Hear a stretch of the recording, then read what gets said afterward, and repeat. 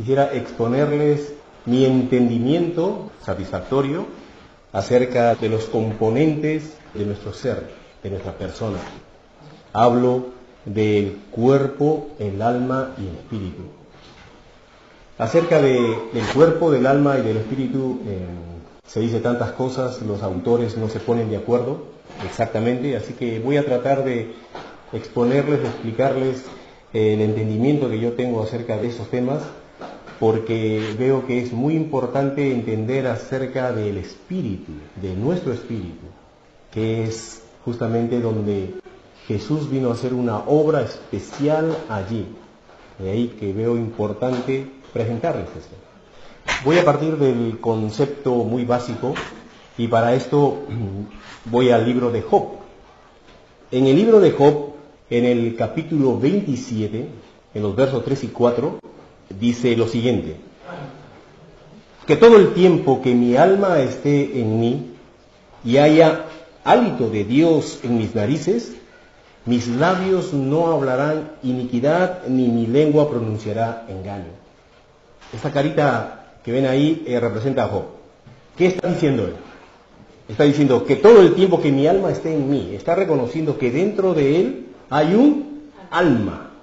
Y dice más, y haya hálito de Dios en mis narices, es decir, haya vida, hay ese soplo de vida que Dios dio al inicio a Adán y que se ha transmitido la vida a los seres humanos hasta hoy. Entonces él está hablando del espíritu vivificador, de la vida que tienen los seres vivos. Y dice más adelante ahí en esos versos, y mis labios no hablarán iniquidad, ni mi lengua pronunciará engaño, que está hablando de su cuerpo, labios y lengua. Entonces la comprensión básica que tenemos acerca de estos tres conceptos es que dentro de mí está mi alma, mi cuerpo, y tengo la vida que Dios me ha dado. Y Job también dice en el capítulo 34 y el verso 14 y 15, dice, si Dios pusiese sobre el hombre su corazón y recogiese su espíritu y su aliento, toda carne perecería conjuntamente y el hombre volvería al polvo. Es decir, que cuando nosotros morimos, esta carne se hace polvo y vuelve a la tierra de donde fue tomado, y el espíritu de vida que tenemos vuelve a Dios, como lo vemos en el gráfico. Cuando Dios recoge su espíritu y su aliento, entonces morimos. Ahora vamos a ampliar este concepto y vamos a Hebreos capítulo 4 y el verso 12. Entonces aquí tenemos el espíritu de vida. Tenemos a nosotros que tenemos ese espíritu de vida, que somos seres vivos. ¿Qué dice Hebreos capítulo 4 y el verso 12? Dice, porque la palabra de Dios es viva y eficaz y más cortante que toda espada de dos filos, que penetra dentro de nosotros hasta partir el espíritu, el alma y los tuétanos. Lo que está diciéndonos que la palabra de Dios es viva, que va a penetrar dentro de nuestro ser. ¿Y de qué está compuesto nuestro ser? Dice, parte el alma, el espíritu, las coyunturas, los tuétanos, y discierne los pensamientos y las intenciones del corazón. Está hablando de tres componentes. No solamente el cuerpo, con el alma, como hemos visto en el caso de Job, sino que explica que también entra en nuestro espíritu.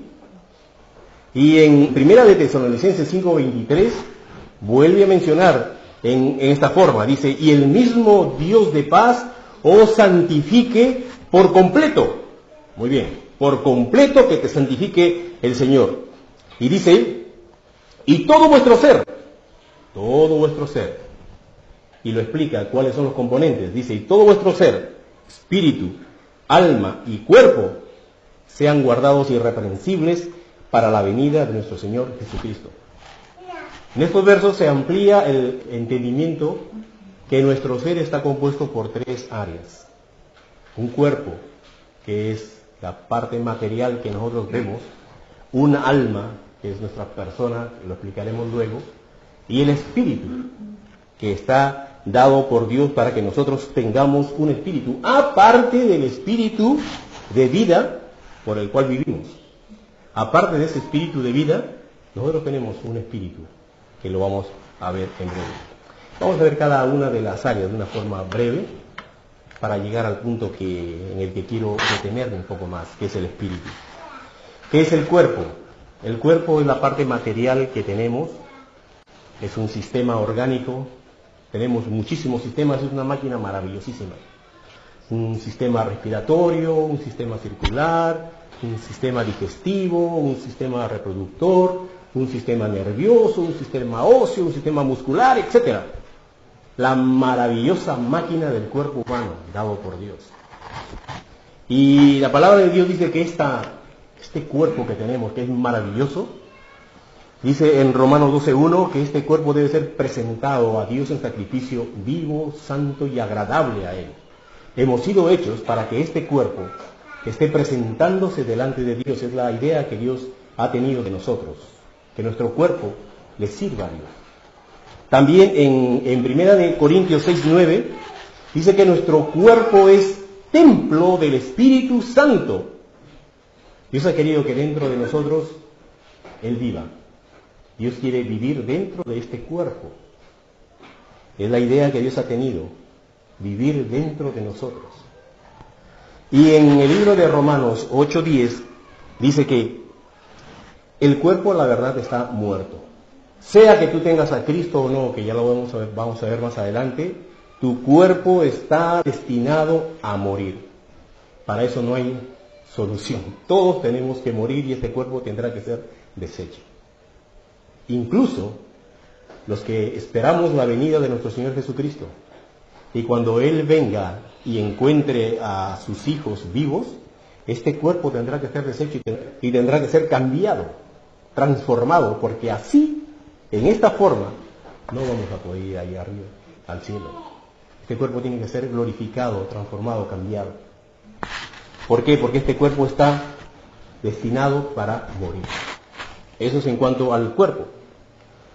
El alma es la parte inmaterial que está dentro de nosotros y va a conformar nuestra persona, lo que nosotros somos, el conjunto de recuerdos, el conjunto de experiencias, el acumulado de conocimientos, cómo somos, nuestra persona, que aunque este cuerpo se accidente y sea amputado en varias partes, nuestra personalidad no cambia, seguimos siendo los mismos, porque dentro de nosotros, aparte de este cuerpo, está nuestra persona.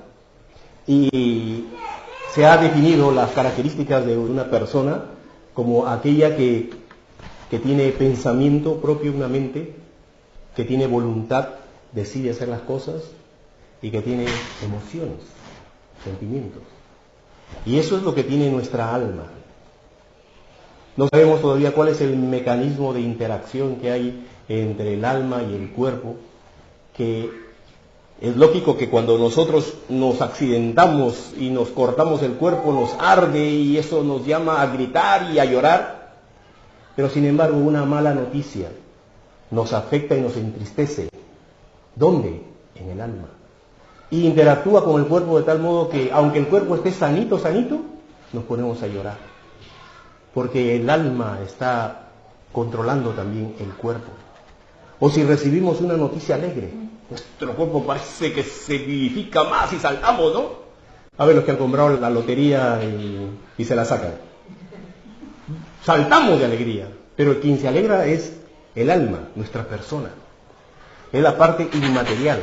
Y Jesús dijo que esa parte no es destructible. Es decir, Jesús dijo, no temas que pueden matar tu cuerpo porque al alma no la puede matar. Teme más bien a Dios que puede destruir el cuerpo y el alma en el infierno. Entonces nosotros tenemos un cuerpo que es una parte material que está destinada a morir, pero también tenemos un alma que es inmortal. Y el único que la puede tocar es Dios. Es nuestra alma, nuestra persona, lo que nosotros somos. La palabra de Dios dice en estos versos que he puesto allí, en el libro de Hechos, dice así el verso, y la multitud de los que habían creído eran de un corazón y un alma, es decir, de un pensamiento. La palabra alma se puede traducir como anhelo, deseo.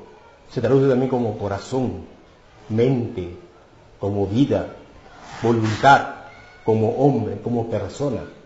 Diferentes formas que tratan de explicar qué es el alma. Y aquí, en el libro de Hechos, en el 4:32, dice que todos los que habían creído en el Señor Jesucristo eran de un solo corazón y de una sola alma, hablando de que eran de una misma idea, un solo pensamiento. En el libro de Efesios, capítulo 6, dice que no debemos de servir al ojo, es decir, como que solamente servimos cuando nos están mirando, sino como siervos de Dios, de corazón, haciendo la voluntad del Señor. Es decir, la palabra corazón aquí se ha traducido de la palabra alma.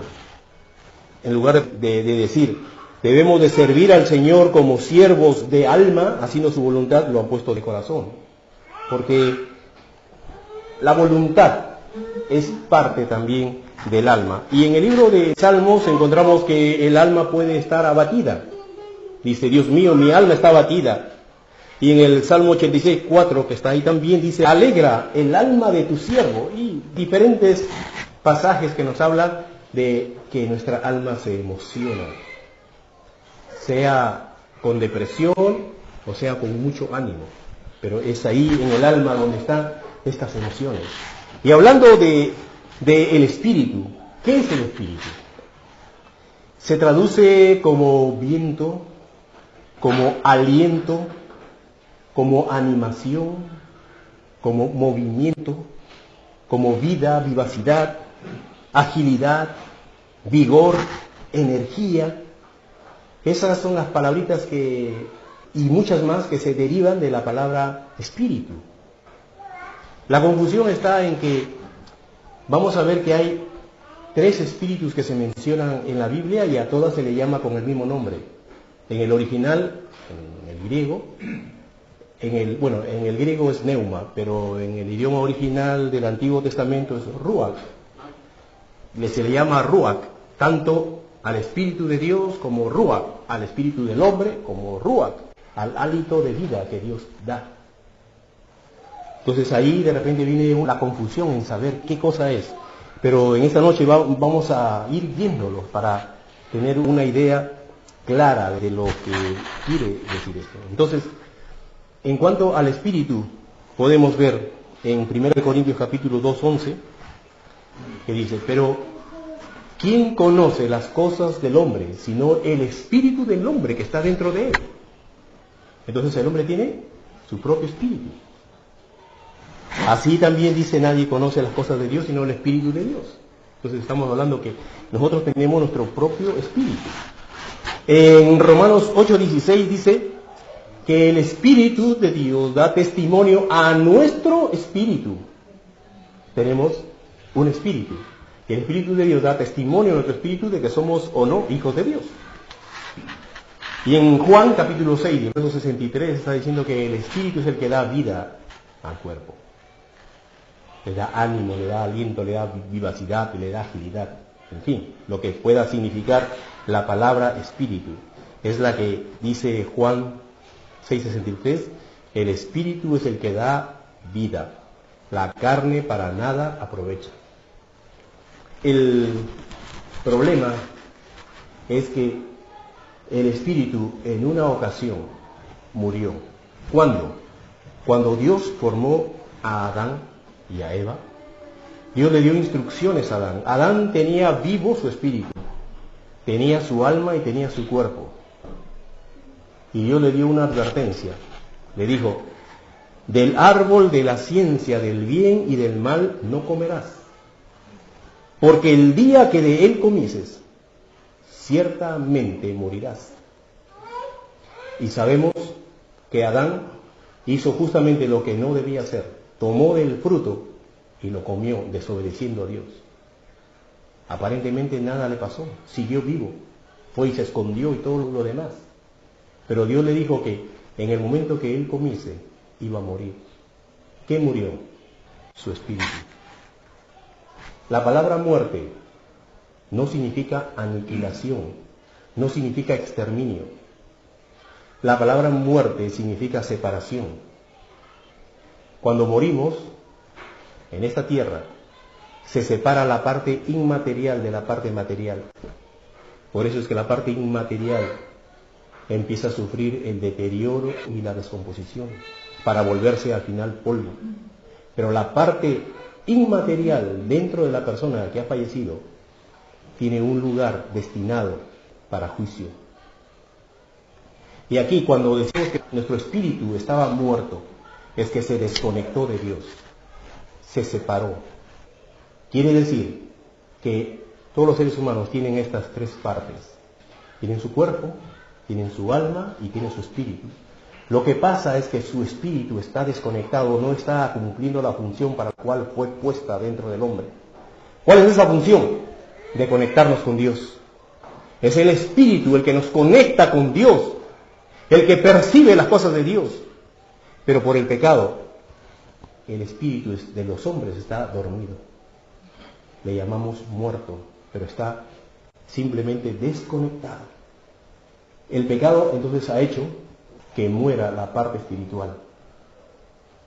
Y cuando ha muerto la parte espiritual, ha habido un descontrol en la forma y en el comportamiento del ser humano, de tal modo que nuestra alma se ha llegado a adueñarse de nuestra persona.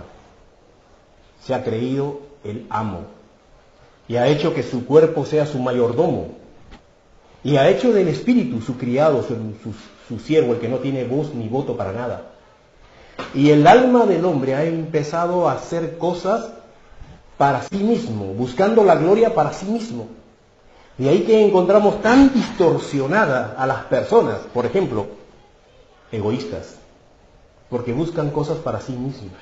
Porque como la parte espiritual está desconectada de Dios, entonces solamente vivimos para nosotros mismos y nos volvemos egoístas, vanagloriosos, jactanciosos, soberbios, perversos, vanidosos, traidores, lujuriosos, buscando siempre el beneficio interno, el beneficio propio, la satisfacción propia. De ahí que el ser humano se ha convertido en un ser vengativo, maldiciente, mentiroso, contencioso, iracundo y tantas otras cosas más. Porque el alma se ha adueñado de nuestro ser y entonces busca solamente su beneficio. Con Dios nada que ver, porque la parte que nos conectaba con Dios y nos alertaba de Dios está dormida, está inactivada, está muerta. Y así ha sido nuestra condición. Todos nosotros hemos pasado por eso. Desde pequeñitos hemos empezado a buscar lo mío propio. Y así hemos crecido, así nos hemos desarrollado y nos encontramos con una sociedad llena de estas cosas. Que su alma es para sí misma, egoísta, perversa y malvada.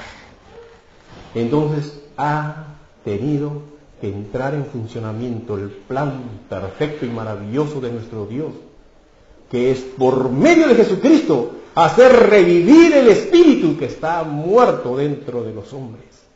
Solamente la obra de nuestro Señor Jesucristo ha podido hacer semejante obra de resucitar nuestro espíritu. De ahí que es tan importante que nosotros entendamos esto, que ahora en Cristo Jesús nosotros somos una nueva criatura, hemos revivido en el espíritu y ahora esa parte que estaba desconectada para buscar de Dios se ha activado. El creyente, el Hijo de Dios, el renacido, el que se ha limpiado de sus pecados por la sangre de Jesucristo, tiene su espíritu vivo. Y es el espíritu vivo del hombre el que está clamando a Dios. Papito, le dice. Nuestro espíritu está diciéndole, papito, papito, como un niño recién nacido, clamando por su padre. Esa es la condición espiritual de los creyentes, de los que han nacido de nuevo. Y esa es la condición de los creyentes, que tienen ese espíritu renacido por la sangre de Jesucristo. Y eso ha arreglado nuestra relación con Dios y también la organización de nuestra propia vida. Ahora, quiero que noten aquí en este ejemplo los tres espíritus que se presentan. Esa línea amarilla que está alrededor, que significa la vida que Dios nos da, se le llama espíritu, como soplo de vida. Tenemos el espíritu del hombre y tenemos el Espíritu Santo, el Espíritu de Dios, el que nos ha vivificado. ¿A quién? A nuestro espíritu. Entonces ahí tenemos tres espíritus que se emplea la misma palabra para los tres y de ahí viene la confusión de entender qué es qué. Muy bien, le dije que cuando nuestro espíritu es vivificado, arregla la forma de administrar nuestra propia vida. Porque ahora, ¿quién es el amo? Como Dios lo pensó desde un principio, que sea el espíritu del hombre en conexión con Dios, un espíritu vivo para con Dios, el que sea el amo de nuestras vidas. De tal modo que ahora tiene al alma como su mayordomo, que le sirve. Y al cuerpo, el cuerpo no tiene voz ni voto. Entonces, con un espíritu vivificado, cambia nuestra vida. Porque el espíritu da vida al resto de nuestro ser. El espíritu va a buscar las cosas de Dios. Dijo Jesús cuando estaba ahí en el huerto orando y le había dicho a sus discípulos, apóyenme en este tiempo de angustia. Y cuando él regresa a buscar a sus discípulos supuestamente en oración, los encontró a todos dormidos. Y los despierta y dice, no duerman, apóyenme en oración porque mi alma está angustiada. Nuevamente se retira a orar y vuelve y nuevamente los encuentra dormidos. Y Jesús dice, el espíritu a la verdad está presto, está dispuesto de buscar de Dios, pero el cuerpo es débil. Y esa es una lucha constante en nosotros, que tenemos que empezar a fortalecer nuestro espíritu, porque nuestro espíritu debe gobernarnos. Y nuestra alma tiene que estar en subordinación a nuestro espíritu, el que gusta y ve las cosas de Dios. Cuando Dios quiere hablar y habla a las personas, ¿quién lo capta? El espíritu renacido que está dentro de nosotros. Ese tiene la intuición de captar las cosas de Dios. Jesús en una oportunidad llegó a un lugar y la gente murmuraba en sus mentes, en sus corazones, contra Jesús. Y Jesús dice que en su espíritu captó que estaban hablando mal de él. Entonces nuestro espíritu tiene una intuición de darse cuenta de las cosas espirituales. Tiene una comunión con Dios. Y también tiene una conciencia para con Dios. Cuando Dios revela sus profundidades, sus misterios, lo hace en el espíritu nuestro que ha renacido. Cuando Dios quiere darnos cosas de Él, nos lo da ahí, en esa parte. Y el espíritu es el que siempre está dispuesto. Pero nosotros que hemos estado acostumbrados a otras cosas, tenemos ahora una lucha entre el espíritu y la carnalidad, como se dice, ¿no? Las cosas que nos gustan hacer, que están fuera de la voluntad de Dios. Entonces, nuestro espíritu tiene que ser regenerado. Es la labor que ha hecho nuestro Señor Jesucristo al perdonar nuestros pecados, de revivir nuestro espíritu. Nuestro espíritu es regenerado. Pero es cuando nacemos a la familia de Dios, somos como un bebé pequeñito que necesita ir creciendo y desarrollándose más y más. Nuestro espíritu al principio es débil, porque tiene poca fuerza, recién ha nacido. Por eso es que el espíritu necesita saber de Dios. Nuestro espíritu necesita orar. Nuestro espíritu necesita lectura de la palabra de Dios. Nuestro espíritu necesita y quiere escuchar predicaciones. Nuestro espíritu necesita y quiere cantarle a Dios, quiere adorarle a Dios, quiere servirle a Dios. Eso es lo que Él quiere. Así se fortalece el espíritu. Y cuanto más le damos, llevamos nuestro cuerpo a la iglesia para que escuche, para que alabe, para que sirva a Dios. Al principio nosotros tenemos que ir llevando a nuestro espíritu que quiere esas cosas. Llegará un momento que tu espíritu sea tan fuerte que gobierne toda tu vida. Y ya no necesitas estar empujoncitos, ni el hermano está diciendo vamos a la iglesia o hay que hacer tal actividad, sino que ya nace de la persona hacerlo, que su espíritu se ha fortalecido, ha crecido, se ha desarrollado. Entonces nuestro espíritu ha necesitado primeramente ser regenerado por Dios. Nuestra alma empieza a ser gobernada y empieza a captar esa vida que le da el espíritu. Y también empieza a cambiar. Hay cambios dentro de nosotros. Si antes éramos mentirosos compulsivos, ahora tenemos temor de mentir, de andar en chismes, de andar en cosas vengativas o de vanagloria. Ya no, esas cosas cambian, porque ahora hay una parte dentro de nosotros que está diciendo, no, eso no le agrada a Dios.